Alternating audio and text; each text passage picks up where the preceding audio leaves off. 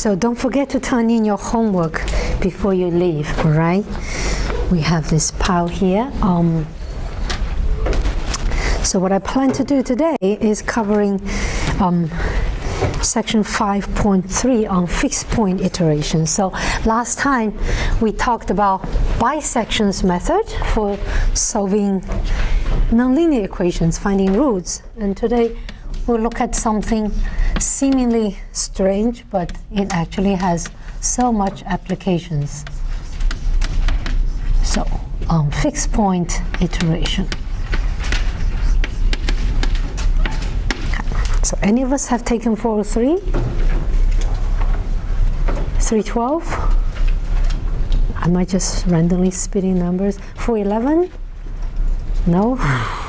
Okay, doesn't matter. If you shall take them, then you will run into this again, all right? Fixed point iteration. Okay, so later on we'll learn other methods, Newton's method, secant's method. They can be viewed as a special form of fixed point. So this is a very general setting concept. Okay, so what do we want to do? We want to solve a nonlinear equation, right? F of x equals to 0, okay? And then instead of doing that, we think in another way. So we rewrite this equation into a form that is x equals to g of x for some function g. Okay. Of course, g will depend on f, and g will depend on how you rewrite it. So my claim is that you can always do so. You can always do this. Do you see? There's an obvious way of doing it. Any suggestion if I want to rewrite it? How would I choose my g?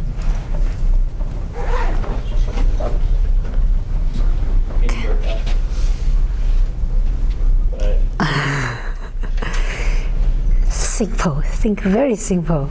I want to rewrite this as x equals to something. Can I add x on both sides? Really simple. X equals to x plus f of x.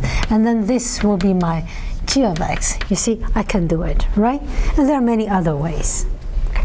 So if I change this equation into negative of fx equal to 0, it doesn't change its roots, which means I could take negative here, it still works, right? So there are many, many ways, okay?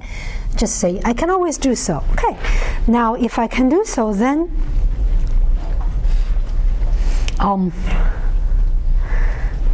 I have an idea, so let's explain this idea. So what do I do?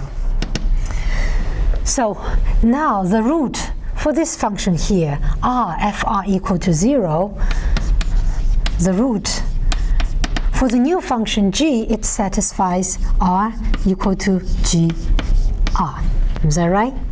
That will be the new root. And if you have a function and a number r makes this relation hold, this r is called a fixed point. Okay.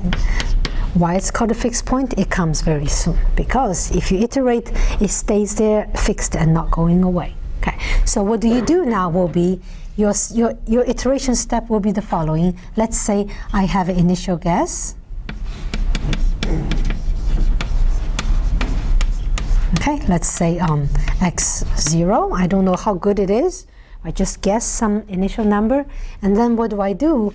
Next will be I compute the value g evaluated at x0. So your thinking is the following. If x0 shall be close to r, then g of x0 shall be close to g of xr, which shall be close to r. Hopefully closer, right? And if it does that, then I can iterate and I get closer each time. Is that right? So what is your hope? So hopefully your next one, x1, I'll set it simply to be g of x0 is closer to r in some sense. Okay, and then you can iterate. Okay, is the idea clear? We'll just go through this today. Okay, so let's say an algorithm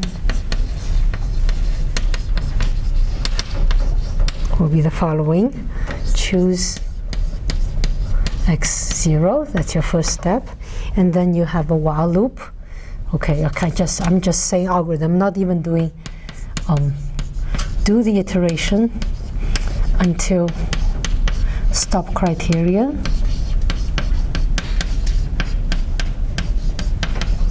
So what is your iteration? Is xk plus 1 simply equals to g at xk. And then that's it, you end. So the algorithm is very simple. Okay, so let's talk about stop criterion.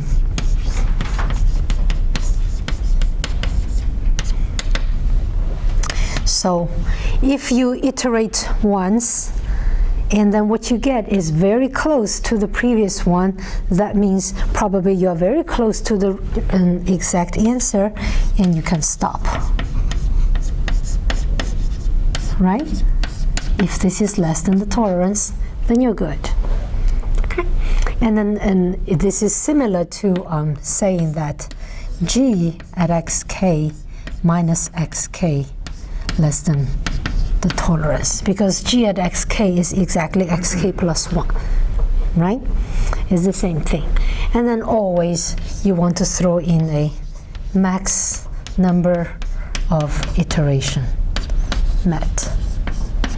Say 100 iteration, and after that you pop out, otherwise you get a dead loop. Okay? When you can do combinations of these, usually you should do combinations. Should probably require max number of iteration and pick either this one or that one to combine. Okay? Is that okay? Okay. So before we go into anything theoretical, let's take some examples, because this is some kind of important idea. So I'll give you 2 examples. Okay, so here we know you can always write it into a fixed point, and then you can iterate, but how does it work? Can I just write it in any way, constructing any gx, will it work?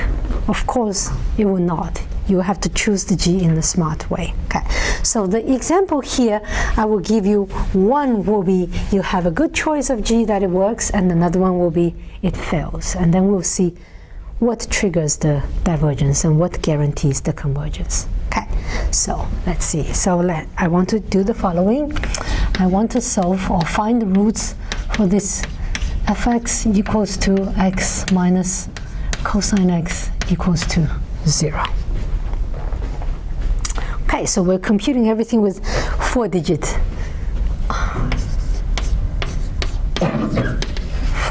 accuracy. Okay, and then what we can do, well, we can just do the obvious choice of my gx, x equals to g of x, where I just move the cosine to the other side of the equation. Is that okay? That will be my g, just cosine. It's very simple. And then let's throw in an initial guess. Let's just put 1. This is in radius. Okay? Okay, so we can perform the iterations.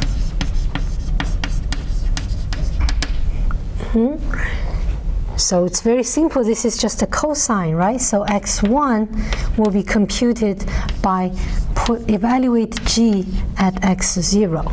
Is that right? Where my g is just cosine at x0, right? x0 is 1. You evaluate cosine of 1. Well, you need a calculator, or you can go to MATLAB. It's just one big fancy calculator. It will compute cosine of 1 for you. And take 4 digits, and you write like that. Is that clear? One iteration. If you can do once, you can do 100 times. You just keep doing it, right? So let's do. Now x2 will be cosine of x1. Putting the value of x1, hit the cosine, I get 0.8576. And then if you do one more, cosine x2, you hit the cosine with this value, you get 0.6543. And you can keep doing it. So how do I know for sure that I have 4 digits accuracy? So if I get a number here, I plug it in, it returns the same number, then probably I can stop with the 4 decimal accurate, right? So let's do that. So it seems like I was very patient. I ran to x23, it gives me 0.7390, and I did x24, which is cosine of x23, it's 0.7391. So now only the last decimal place changed by 1. So there is hope. We can probably stop. 25 will be cosine x24. I get the same thing. Okay, now I can stop because I know all these 4 digits, they are accurate. Is that okay? So I can stop. Okay, so you know R is approximated by 0.7391. So this works, right? It converges. Okay, so let's take another example.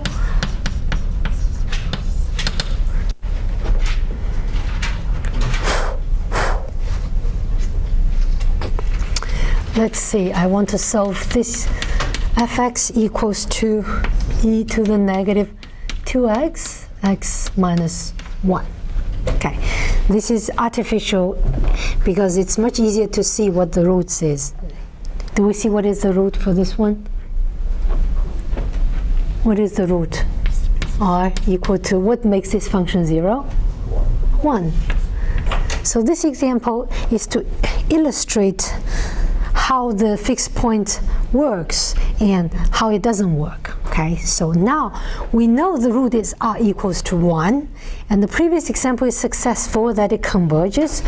Let's say I choose my g just to be the simplest choice, that is g of x is f of x plus x. I just add x on both sides, right? That's always a default choice, which is e to the negative 2x, x minus 1 plus x. Okay, and then I will get an initial guess that is really close. So I know the root is 1, so I'm trying to sneak in from very close, 0.99, just a teeny step away from 1, and let's see if the iteration will get closer to 1. Okay, so let's run the iteration. x1 will be g of x 0, which means you plug in x equal to 0.99 in this expression and evaluate. Okay, so I'll just give you the answer because 9886. Does it look promising? Instead of getting closer to 1, what am I doing? I'm going away. Not good. And x2, g of x1. So I plug this x1 in and I evaluate. I get something 9870. I'm getting further away.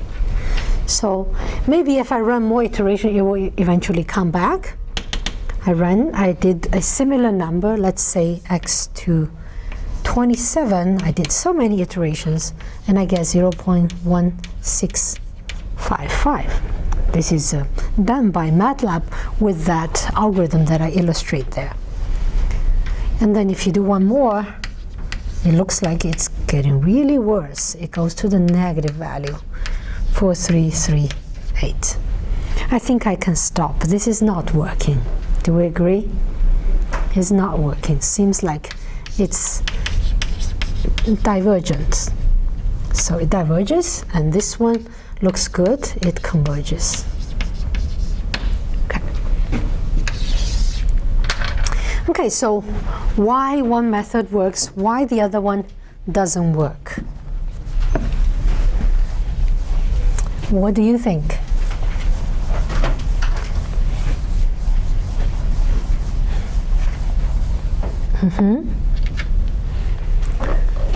So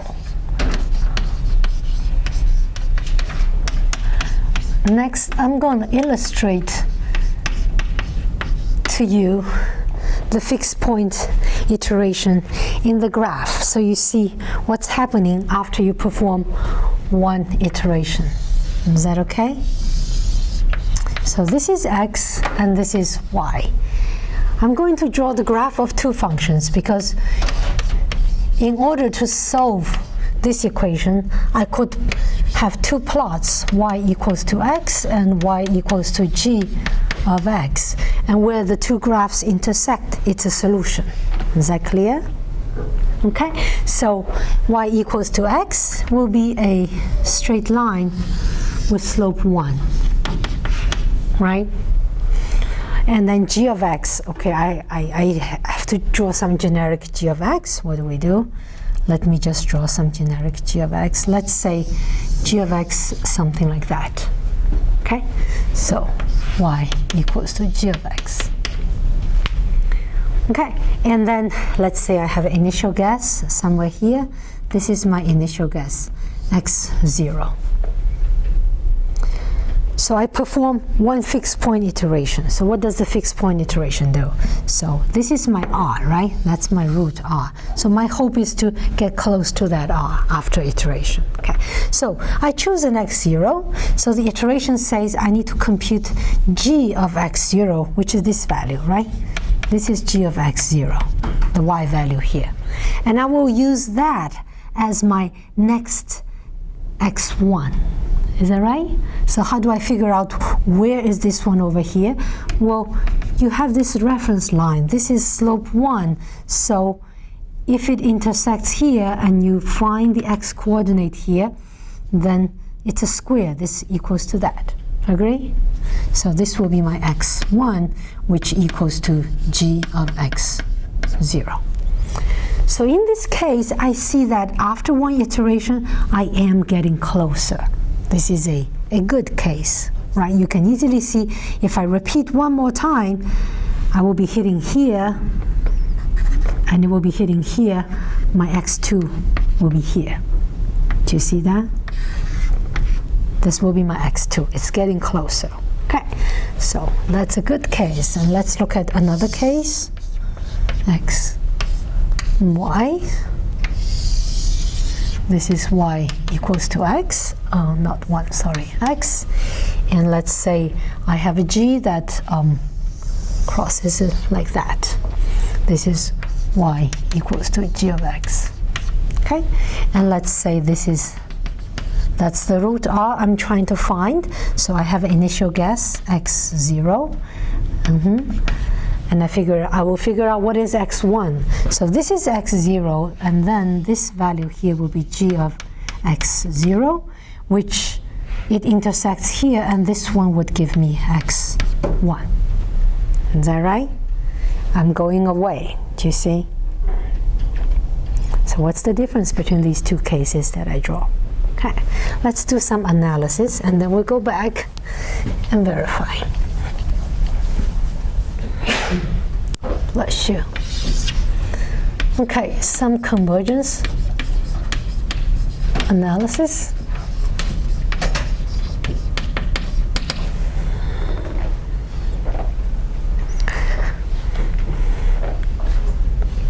Okay, so let's pull it at a theoretical level. Let R be a root, means R is a fixed point. R equals to G. R is the root for f, right? F of R equals to 0, but we're looking at G now. So what is our iteration? Our iteration is the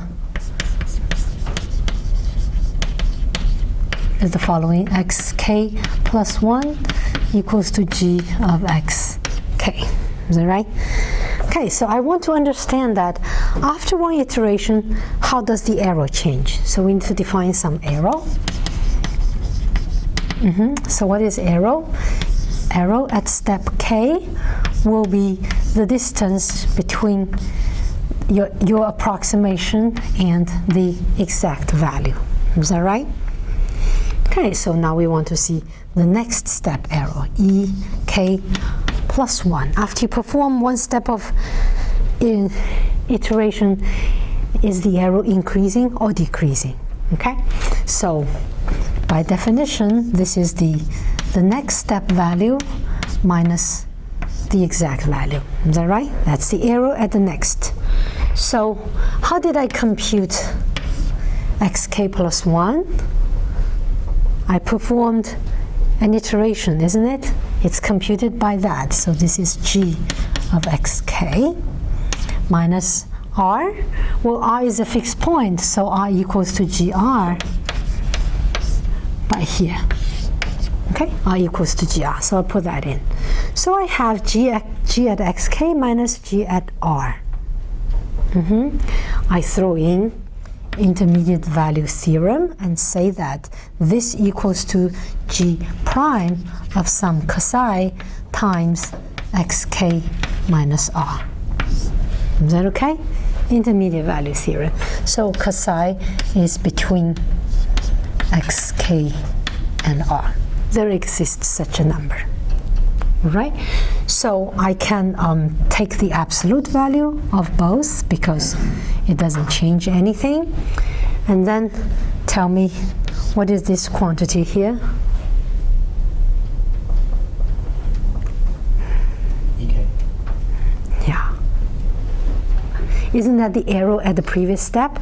Now I find the relation between the arrow at the previous step and the arrow now, right? And how they depend on each other. So this gives me g prime of psi times ek. Okay? Now it's quite clear how the arrow changes. So after each iteration, your arrow is multiplied by a factor like that. So do you want this factor to be big or small?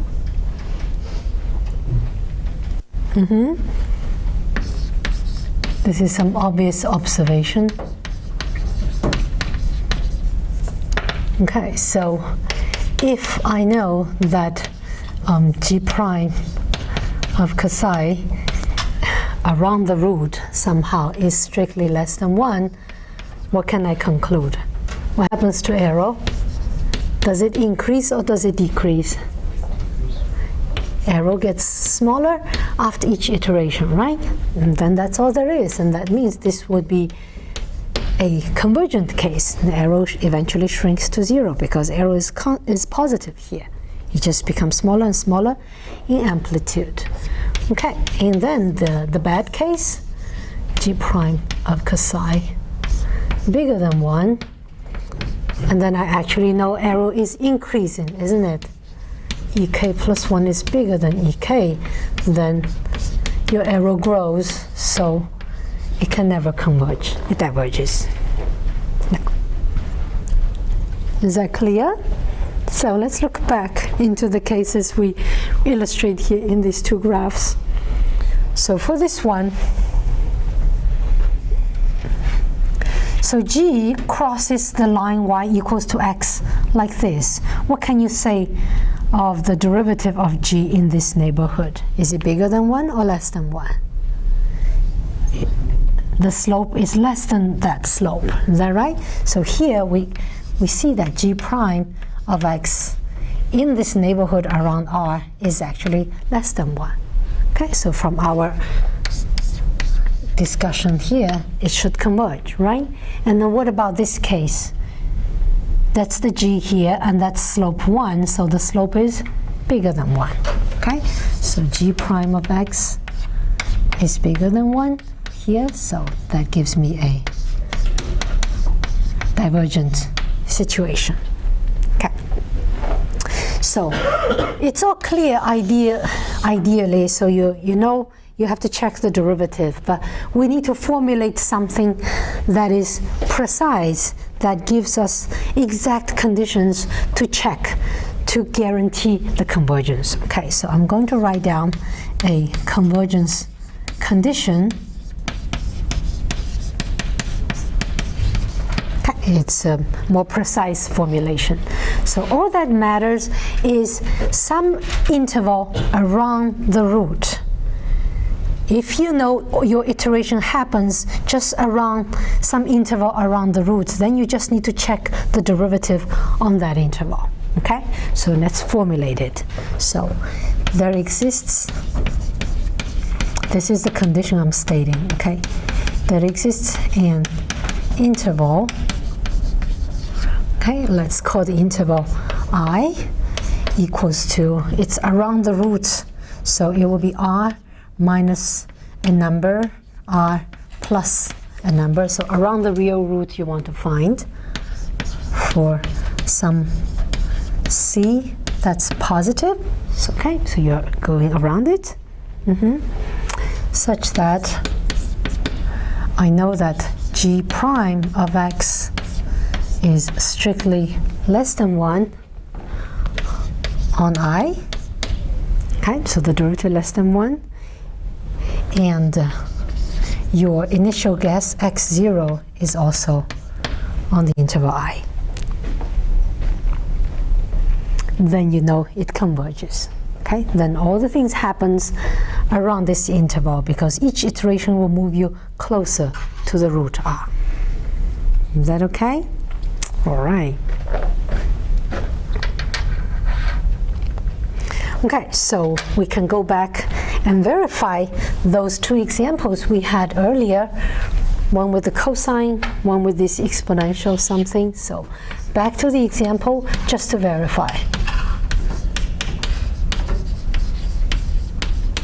So in example 1, what is my gx?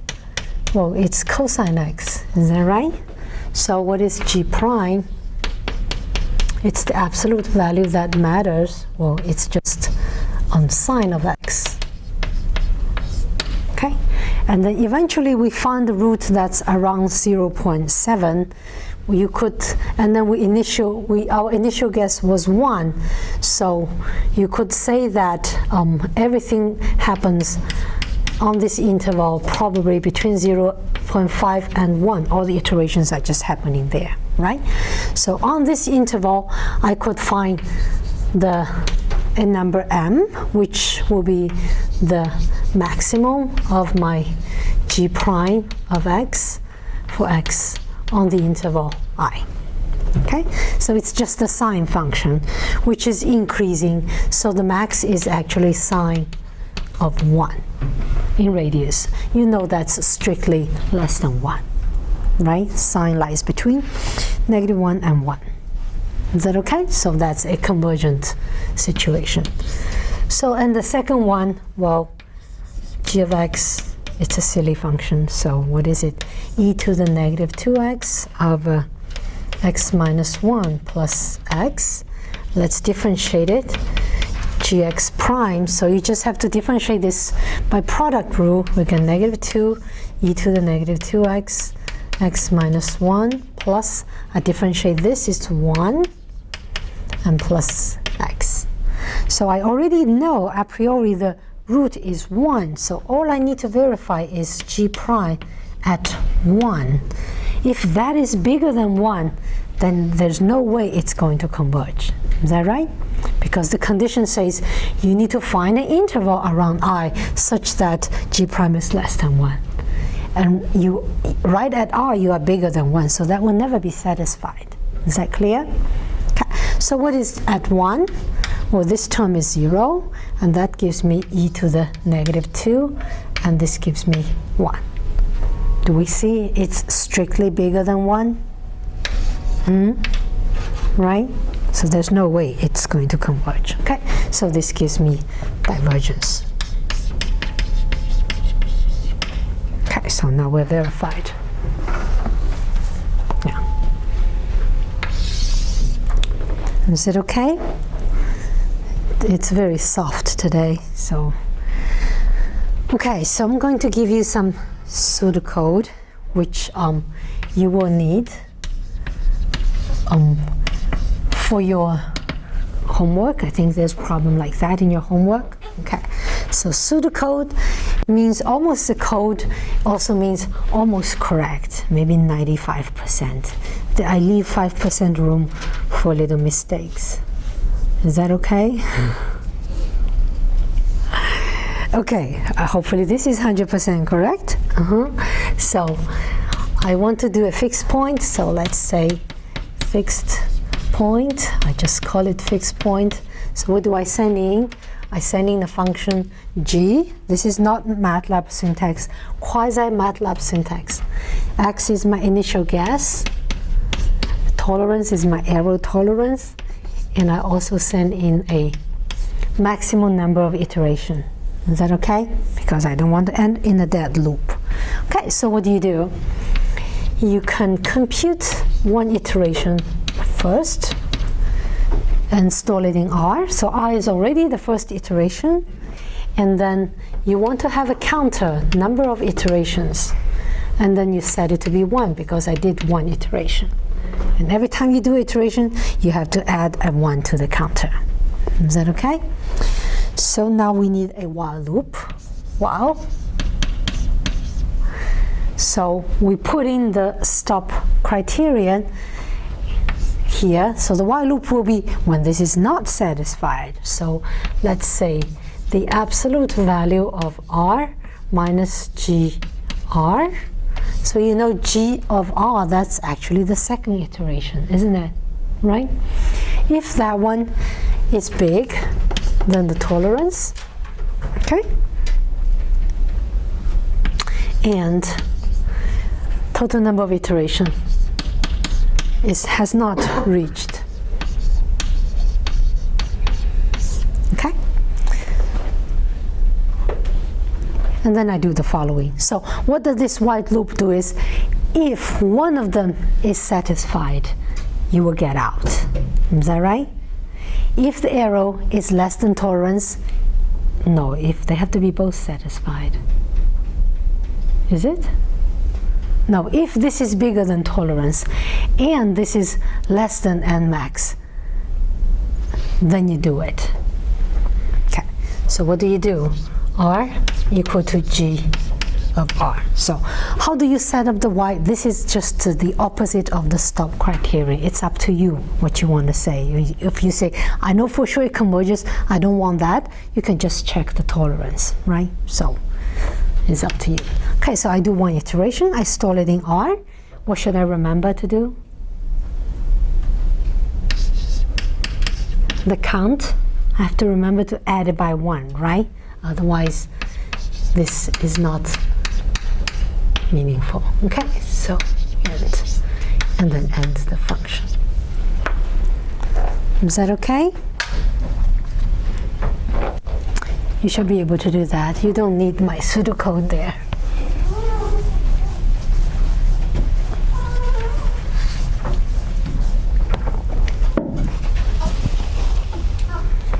Okay.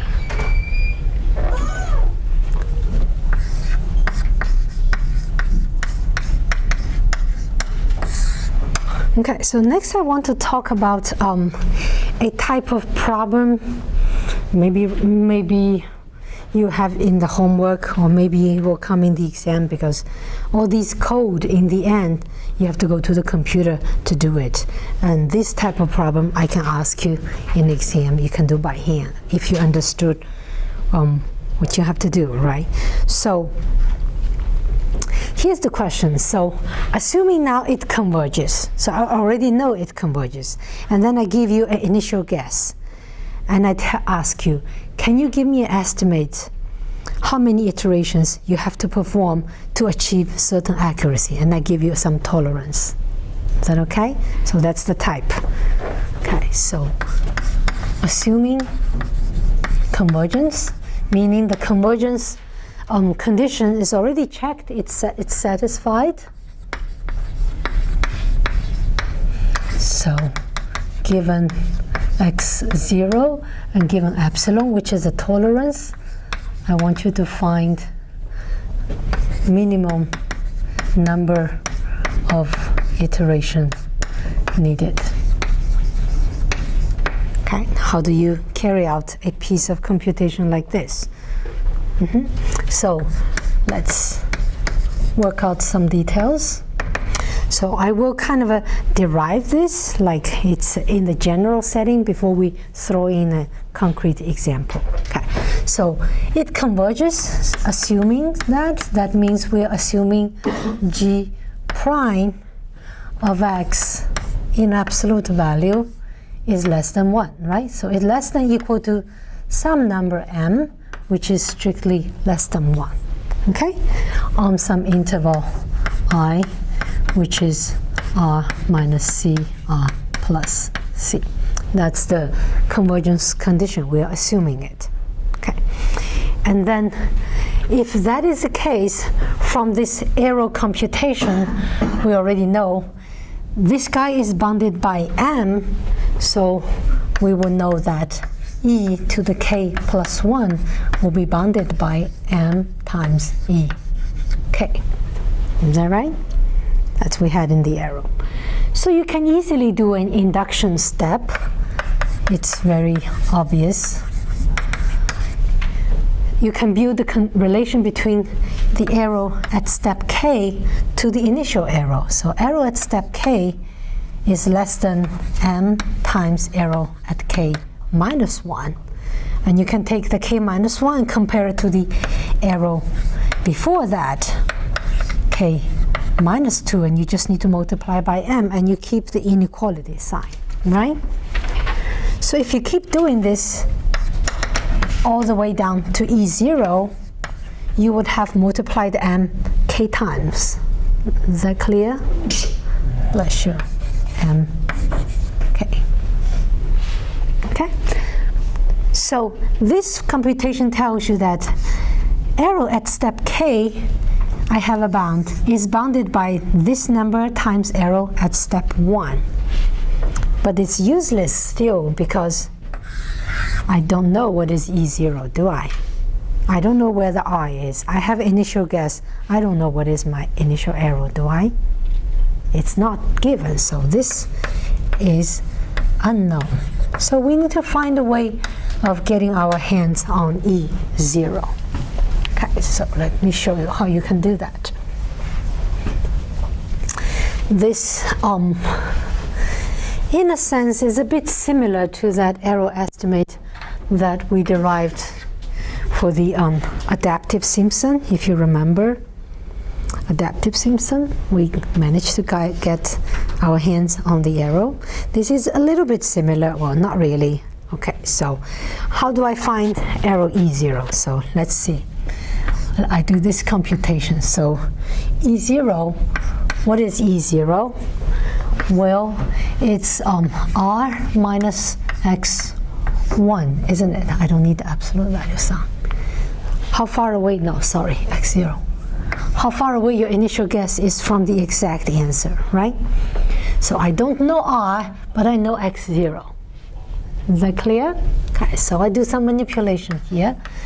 I take r and I subtracted x1 from it, but then I give it back. So I did nothing. It's a very standard, cheap, and yet efficient trick to do. Just add a 0, write a 0 in a fancy way. Okay, so now what do? I group these two, and I do triangle inequality. Do we know triangle inequality? The distance between 2 points is less than the distance between an intermediate step if you take, right? So this is less than r minus x1 plus x1 minus x0. Is that okay? Haven't done much. It's quite obvious, right, what I'm doing. So what's this guy here?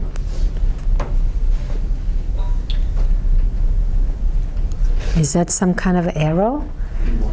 E1, isn't it? What do I know about E1? E1 is less than m times E0, isn't it? So I use that. So this gives me less than m E0 plus x1 minus x0. So what I have shown? I show that E0 is less than that. In that inequality, E0 is the only thing I don't know. I can solve for it. Can I? Let's move this to the left. So I get 1 minus m E0 is less than x1 minus x0. Is that right? I can do that. So I'm going to divide both sides by 1 minus m. But this is inequality. Is this quantity positive? Is this quantity positive? I'm going to divide it by that. So I need to worry, should I change the inequality sign or not? What do we know about m? It's positive and it's less than 1, right? That's what we assume. So this guy is positive, so I can do it. So this will tell me that E0 is less than or equal to x1 minus x0 over 1 minus m. Now you get your hand on that first arrow. You have your x0, you have your x1. You do this computation, you know for sure your E0 is bounded by that. Is that clear? Just some little trick. Okay, so now we're going to plug this back in. So that's my equation star. I'm going to plug this back into the star. My newest finding, I'm going to plug back in. So this tells me that EK is less than or equal to m to the power k times E0. E0, I use my bound, x0, x1, 1 minus m. Okay, and this is a pretty good estimate here. So, okay, so now I can almost find the answer. So let's say given tolerance epsilon, meaning that I want EK to be less than epsilon. How can I find the relation between k and epsilon? So this means I must require mk times x1 minus x0 over 1 minus m shall be less than epsilon. So now you see how the error tolerance and the number of iterations are relating to each other, right? Will I be able to solve this inequality and express k in terms of epsilon in some inequality? Okay, let's manipulate that. So m to the k. So I know this is positive because it's absolute value, and I know 1 minus m is positive, right? So I can move this to the right-hand side, and I don't have to change the inequality. Is that clear? So I have epsilon 1 minus m over x1 minus x0. So to get the k out, I could probably take a natural log. Is that okay? Shall we try that? If I take a natural log, I get k times ln of m less than ln of this whole thing, epsilon 1 minus m over x1 minus x0. So now I'm going to divide both sides by ln of m. Each time you divide it and you're in the inequality situation, you ask yourself, is this quantity positive or negative? Do I need to change the sign of my inequality? So what do you think? Is this guy positive or negative? What do we know about m? Meaning, is m bigger than 1 or less than 1? So this is negative, is that right? Ln of something less than 1 is negative. So if I divide both sides by it, what do I have to do? I need to change the inequality sign, isn't it?